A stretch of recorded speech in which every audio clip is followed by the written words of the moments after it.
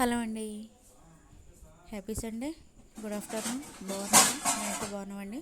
చూడండి, ఇక మేమైతే అన్నం తింటున్నామండి. టైం వచ్చేసి 2 అయితే అవుతుంది, పాతకు 2 దాకా అవుతుందండి టైం అయితే. ఇక మేము ఇప్పుడే చర్చి నుంచి అయితే వచ్చామండి. ఇక చర్చి నుంచి వచ్చేసి రైస్ అయితే పెట్టాము. ఇక రైస్ అయితే ఉడికింది. ఇక ఇప్పుడే వేడి వేడి రైస్ అండి. కర్రీ మాత్రం చర్చికి వెళ్ళే ముందే ఇక కర్రీ ప్రిపేర్ అయితే చేసుకొని మేము ఇంక వెళ్తామండి. ఎందుకంటే వచ్చాక లేట్ అయిద్దండి, 1:30 అయితే దాటిద్దండి. ఇంకా వచ్చి 1:30కి వచ్చి ఇక అన్నం కూర వండుకొని తినాలంటే ఇక 3 అయిద్దండి. మామూలుగానే టైం 2-2:30 అయింది.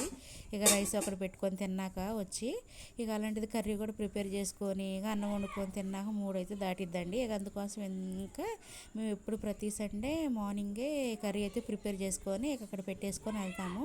ఇంక బియ్యం కూడా రెడీగా కడుక్కొని ఇక ఎసరు పోసుకొని తగినంత అక్కడ పెట్టుకొని వెళ్తామండి. ఇక వచ్చాక కొంచెం బియ్యం కూడా నానతాయి కదండి, పొడి పొడిగా రైస్ అయితే ఉడికిద్దండి.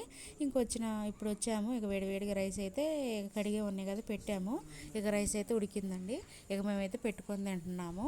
ఇక అందరికైతే పెట్టించా. ఇక నేను కూడా తింటున్నానండి. మా కర్రీ వచ్చేసి ఈరోజు మటన్ కర్రీ అయితే చేసామండి.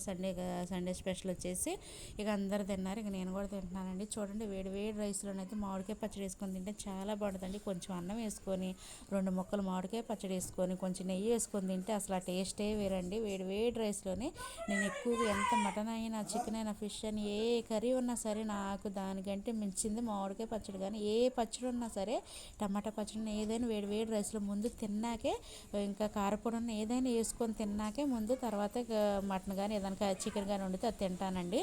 ఇంకా నాకు చాలా ఇష్టం పచ్చళ్ళు అంటే వేడి వేడి రైస్లో తింటాం. నాకైతే ఇలాగ ఇష్టం. మీకు ఎంతమందికి ఇష్టం నాకు కామెంట్ చేయండి. ఇక అందరికీ నచ్చినట్టుగా నేను కూడా తింటున్నానండి వేడి వేడి రైస్ మామిడికాయ మామిడికాయ పచ్చడి కొంచెం మొన్నే ఇక మామిడికాయలు తీసుకొని పచ్చడి అయితే పెట్టామండి. ఈరోజు 3 రోజులు అవుతుంది.